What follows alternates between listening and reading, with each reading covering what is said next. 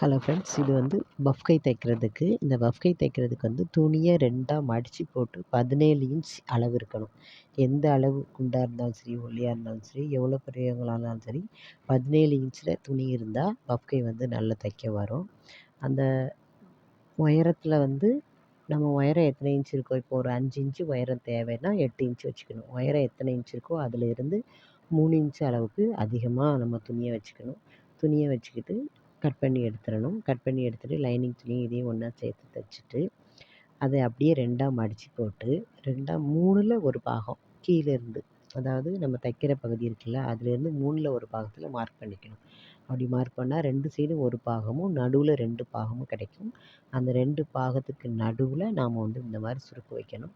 சுருக்கு வந்து நல்லா அழகாக பொடிசாக வரிசையாக வச்சிடணும். இந்த மாதிரி வச்சதுக்கு பிறகு அந்த சைடு சுருக்கு வைக்கும்போது இந்த சுருக்கு இந்த பக்கமாக இருந்தால் அந்த சுருக்கு அந்த பக்கமாக வரணும்.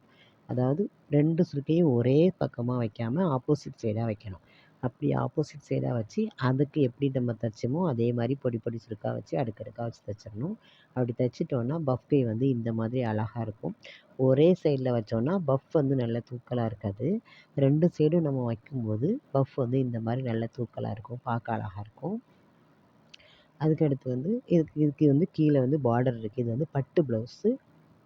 அதனால் அந்த பார்டரை வந்து அப்படியே அகல பார்டரை அப்படியே வச்சு தைக்க சொல்லியிருக்காங்க.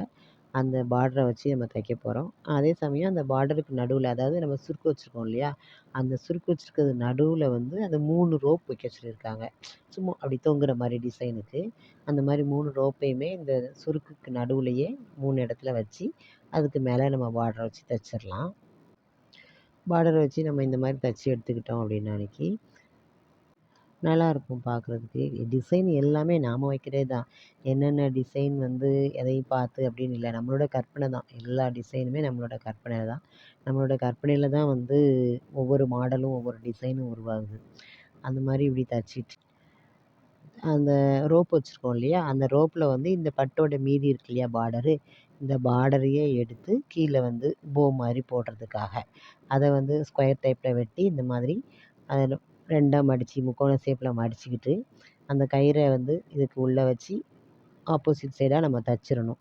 தைச்சிட்டு அப்புறம் வெளியே எடுத்தாச்சுன்னா அந்த போ வந்து இதை இந்த மாதிரி வச்சு இந்த இடத்துல தைச்சி கீழே உள்ள முனையை வந்து லைட்டாக மடிச்சுக்கணும். மடித்து வச்சு தைச்சிடணும்.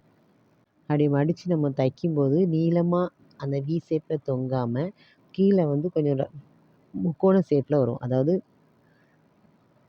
இப்படி ஏரோ மாதிரி வரும். இந்த இருக்கு இல்லையா, இந்த மாதிரி ஏரோ மாதிரி வரும். இப்படி தைச்சாச்சு. இப்படி தைச்சதுக்கு பிறகு இந்த பார்டரை வந்து நம்ம பார்டர் மட்டும் தானே கொடுத்துருக்கோம், அதுக்கு உள்ளேயும் நம்ம துணி கொடுத்து லைனிங் கிளாத்தை அப்படியே கொடுத்து மடித்து உள்ளுக்குள்ளே கவர் பண்ணி மடித்து தைச்சிடணும். அப்படி தைச்சாச்சுன்னா பார்க்க அழகாக இருக்கும். உள்ளுக்குள்ளேயும் எந்த பிசிறும் இருக்காது, வெளியேயும் எந்த பிசிறும் இருக்காது. பிசிறு இல்லாமல் நீட்டாக தைச்சிருவோம். ஏன்னா பட்டு துணிங்கிறதுனால பிசிறு இருந்துச்சுன்னா அந்த நூல் வந்துக்கிட்டே இருக்கும். நூல் வந்தால் வந்து அசிங்கமாக இருக்கும் பார்க்க. அதே சமயம் உருவி உருவி வேற வந்துடும். அதனால் நல்லா இருக்காது. வீடியோ பிடிச்சா ஷேர் பண்ணுங்கள், லைக் பண்ணுங்கள், கமெண்ட் பண்ணுங்கள். நீங்களும் உங்கள் வீட்டில் தைச்சி பார்த்துட்டு எப்படி இருக்குன்னு சொல்லி கமெண்ட்டில் சொல்லுங்கள். இன்னும் வேறு வேறு மாடல் பஃப் கை வந்து தைச்சி நான் வந்து வீடியோ போடுறதுக்கு ட்ரை பண்ணுறேன். இந்த டிசைன்லாம் வந்து கிட்டத்தட்ட நான் வந்து 30, 40 வருடங்களுக்கு முன்னாடி கற்றுக்கிட்டது. நான் சின்ன வயசில் இந்த மாதிரி டிசைன்லாம் போட்டிருக்கேன். இப்போல்லாம் வந்து ஒரே மாதிரியாக ஃப்ளிட்ஸ் வச்சு அதை அயர்ன் பண்ணி தைக்கிறாங்க. அதுவும் நல்லா தான் இருக்குது பார்க்குறதுக்கு. இருந்தாலும் இந்த மாதிரி பஃப் வந்து நல்ல புஸ்ஸுன்னு நிற்கும். ப்ளவுஸ் போட்டாச்சுன்னா ரொம்ப அழகாக இருக்கும். இது மாதிரி தான் பழைய மாடல்கள், பழைய நடிகைகள்லாம் இந்த மாதிரி டிசைனில் போட்டிருப்பாங்க.